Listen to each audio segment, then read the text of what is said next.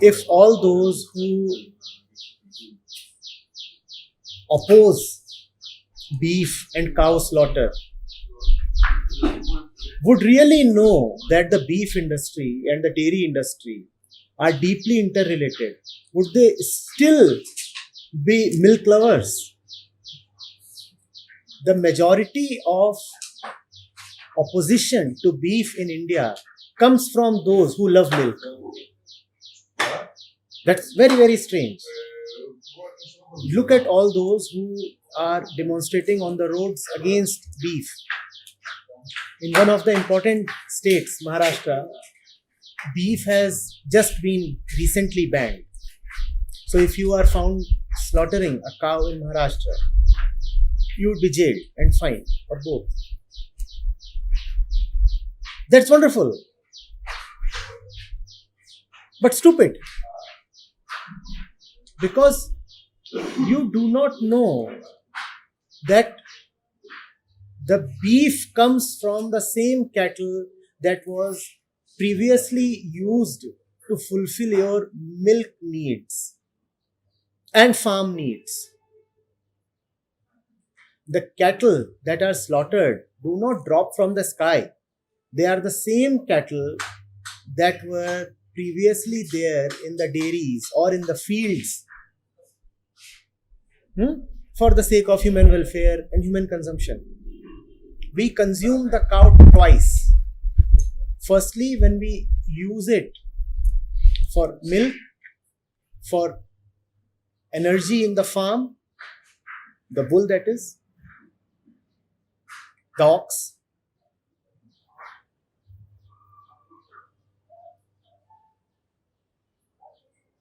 And secondly, when it can no more provide us with labor or milk, then we sell it off so that it may get slaughtered.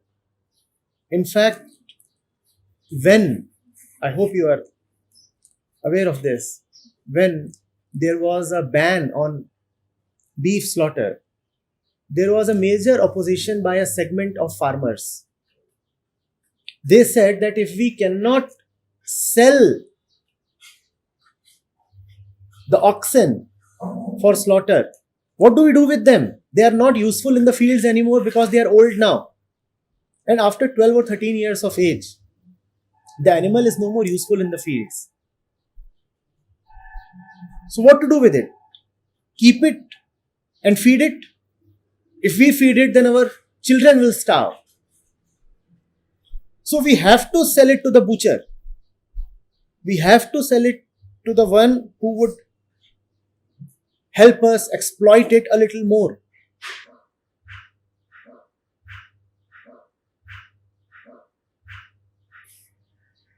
Krishna is Gita. Krishna is idealist action. Krishna is Nishkam Karma. Krishna is the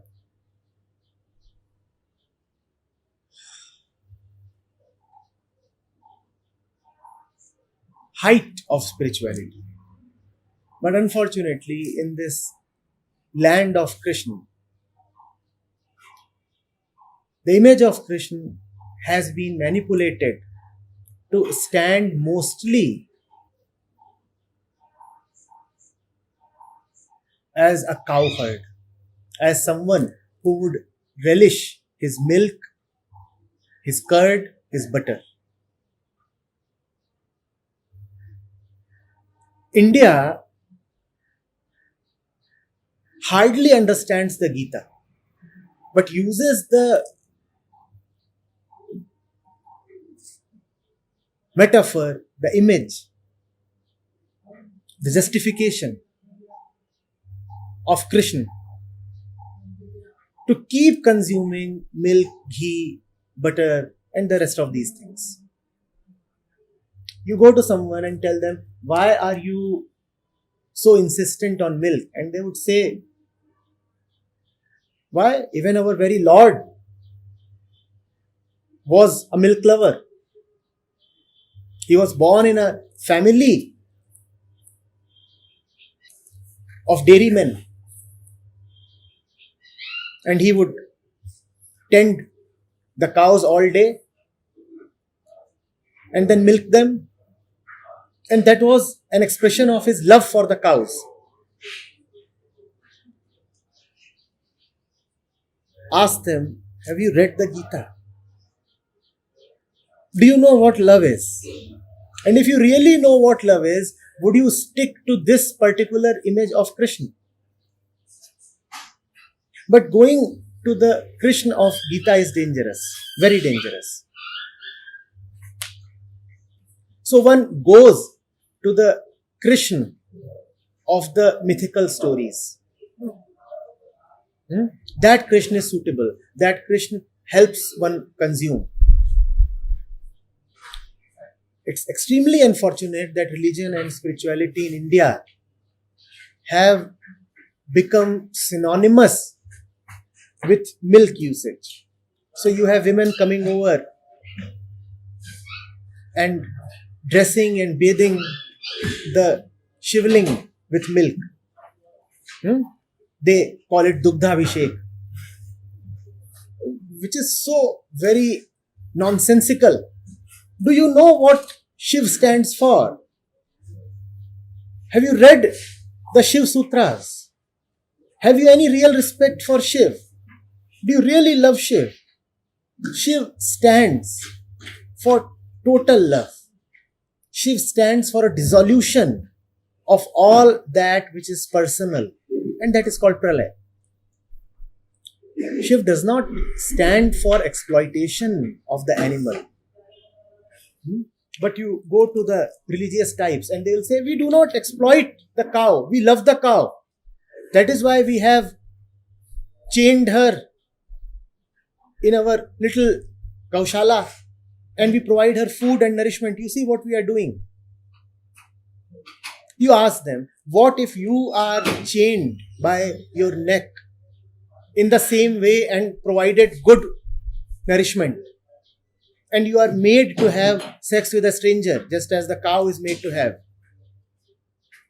And you are forcibly made to bear children because somebody wants you to reproduce, because your progeny is going to be useful as a farm resource. Is that love, really? Unfortunately, this great land of love, India, has just forgotten love.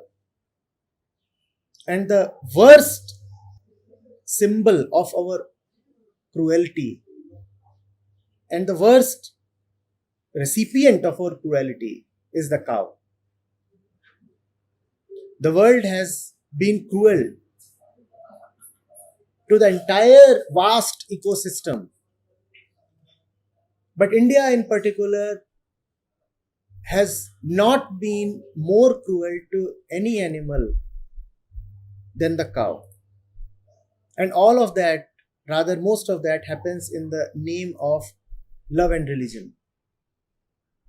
If cows could speak and if they were to be asked, which country would you want to escape from? They would say India. They would say India.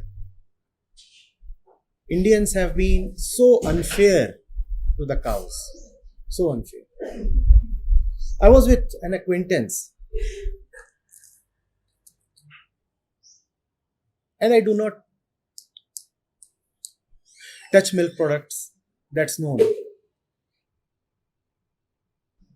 So he wanted to sort this out with me. He said, you know what? If the cow is not milked, then it faces physical discomfort. The milk must be drawn out of her breasts. Otherwise, it's a burden. I said, does that happen with beings of any other species? And has existence nominated human beings as the caretakers of cows in particular? And when you say caretaker, you mean taking care of their milk, nothing more than that. What about cows in the jungle? Who goes to relieve them of their milk? What about other mammals? Who relieves them of their milk? Nature has its own intelligence. Nature knows how much milk to give to a female. The lioness has only as much milk as the lion cub needs. The she camel has only as much milk as the baby camel needs. And a little bit here and there is well within the scope of nature. Nature will take care of that adjustment. But look at the stupid and dangerous justification. It is the same justification as when people say that unless we eat chicken, chicken will proliferate so much that they will take over the world. There would be chicken republics and chicken armies and chicken governments. You see, they breed so much. So it is our holy responsibility to kill and eat chicken. The fools don't even know that chicken are produced in de facto factories. They don't drop from the skies.